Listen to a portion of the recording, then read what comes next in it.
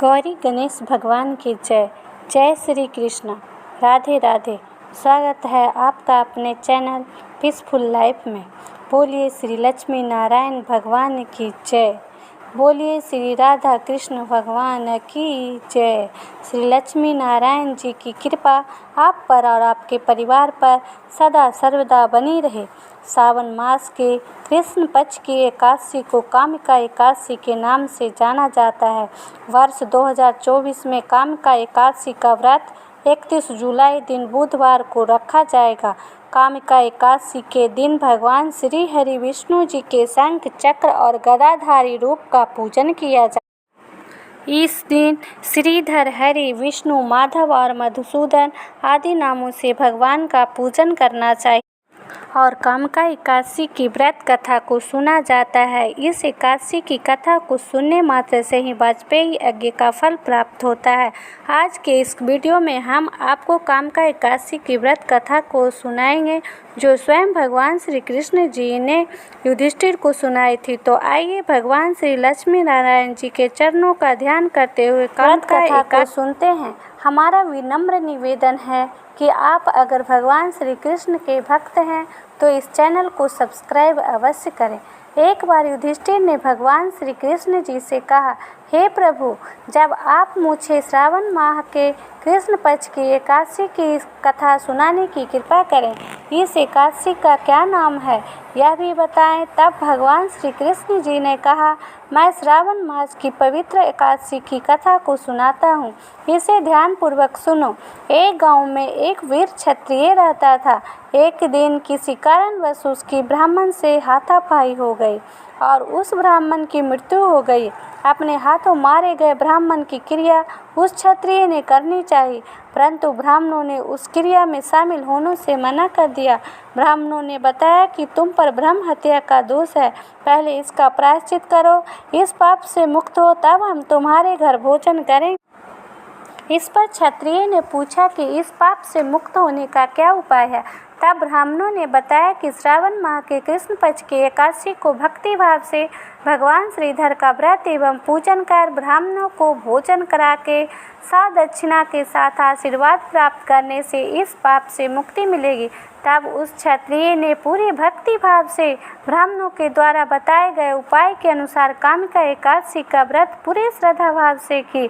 उसकी भक्ति से प्रसन्न होकर भगवान श्रीधर ने क्षत्रिय को दर्शन देकर कहा कि तुम्हें ब्रह्म हत्या के पाप से मुक्ति मिल गई है। इस प्रकार से वह क्षत्रिय ब्रह्म हत्या के पाप से मुक्त हो गया।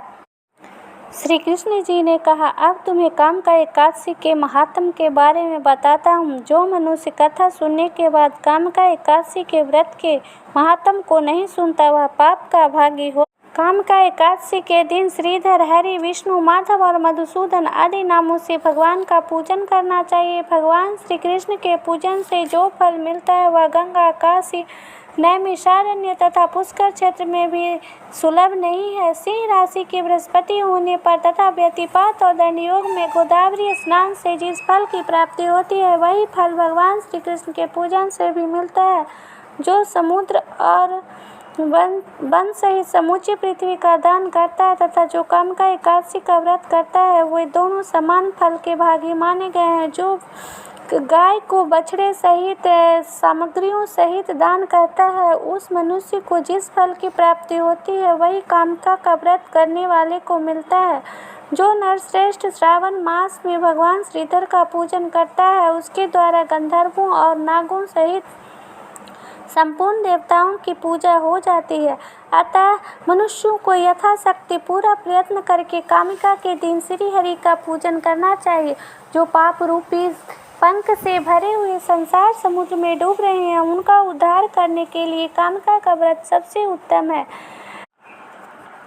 कामिका का व्रत करने वाला मनुष्य रात्रि में जागरण करके न तो कभी भयंकर यमराज का दर्शन करता है और न कभी दुर्गति में ही पड़ता है। लाल, मणि, मोती, वैदूर्य और मूंगे आदि से पूजित होकर भी भगवान विष्णु वैसे संतुष्ट नहीं होते जैसे तुलसी दल से पूजित होने पर होते हैं।